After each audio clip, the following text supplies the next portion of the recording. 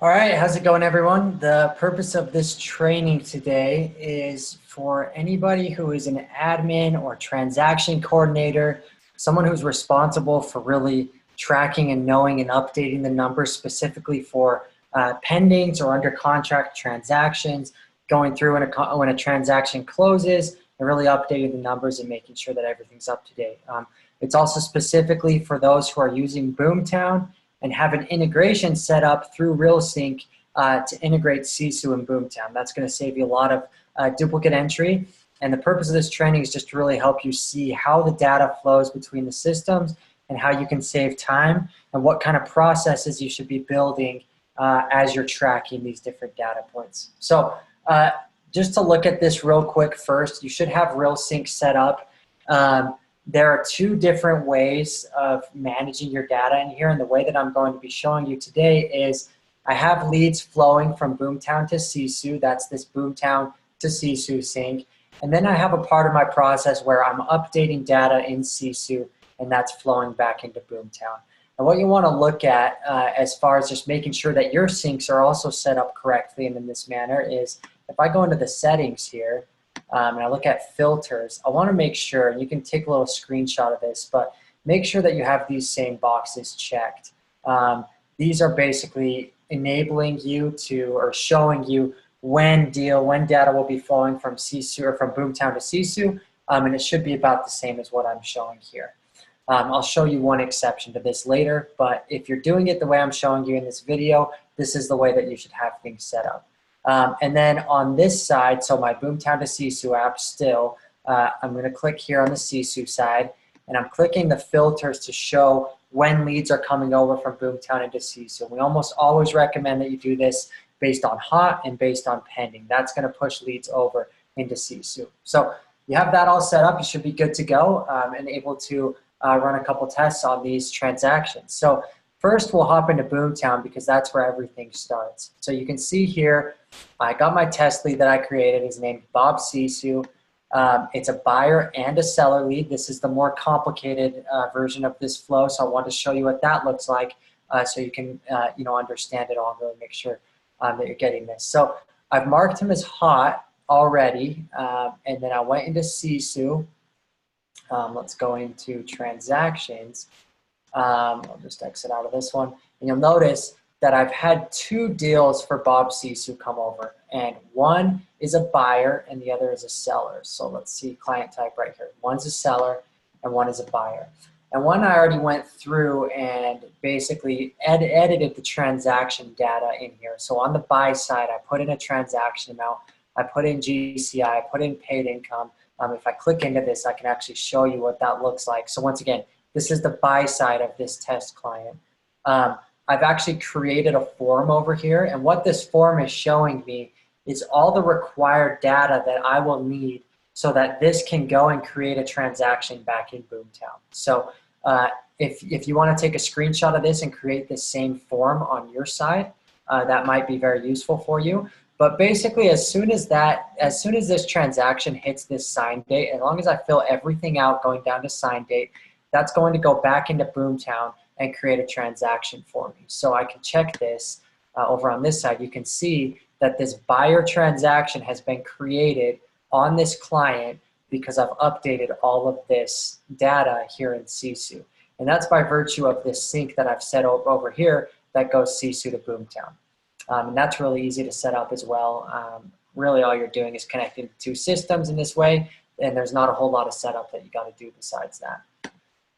So I already have the buy side that's flowed over, and this is going to keep in sync with the things that happen in Sisu. So as I update this transaction, as I put in an under contract date, or as I put in a settlement date, it's going to keep the status of this transaction up to date. This transaction will reflect as under contract or closed as I'm managing it in Sisu. Also, as I make updates to this transaction in Boomtown, if that's something that I'm doing, it will also reflect those changes back on the Sisu side. So it's a two-way sync. The only thing that I've designated is that I'm creating the transactions in Sisu initially, and they're flowing into Boomtown, and that link is being established. So if I have the sell side of this transaction that I want to create, I'll just go into this lead, I'll find Bob Sisu and I'll start, I can go in and edit and start adding all the data. I got my sync, this is my normal transaction form here where I track everything. But on the other side, I got my sync to Boomtown where I'm actually only putting in the fields that are required to create this transaction back in Sisu or back in Boomtown. So all I really have to do here is add in the state. I can add in transaction amount is required. So I'm going to say this is 340,000 on the sell side. If I want to put in GCI and paid income, these are actually optional, but very important fields to have. We recommend that you at least forecast some kind of number there. And then if I put in the appointment met and the sign date, that's going to flow back into Boomtown, and that's going to create my transaction here. And I'll have a buy side and a sell side, which are both synced up with their own transaction here in Sisu. So an easy way to think of it is this transaction section here. Sisu is basically an extension of this transaction section. And the big advantage is you can track a whole lot more on the Sisu side, right? You can track your different vendors that you might be using. You could track lead source and tying a bunch of different things to these different transactions. We have our commission form where you can break out different commission payments and transaction fees and royalties, and basically getting down to a number where you're saying this is how much money we made on this transaction after all the fees, after all the agents are paid out. So you can get a lot more deep in your tracking here in Sisu, and that's why a lot of people like to use Sisu as basically an extension of this transactions portion, and all the data is being shared between the two platforms.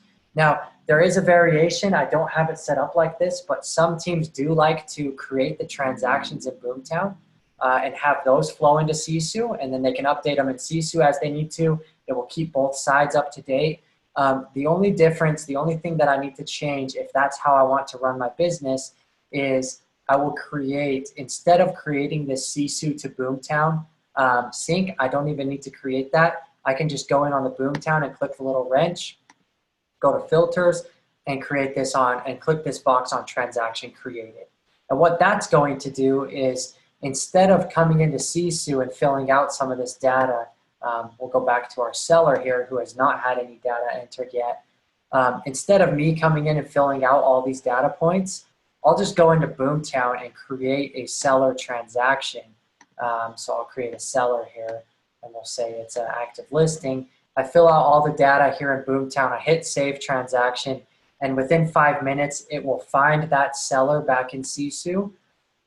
So this seller that we've created here, and it will update that data. And if I make a change at Sisu, it'll push back to Boomtown and update it. Or if I make another update at Boomtown, it will go back into Sisu and update it. So that's how you're managing your transactions. You're not having to enter it twice on either side.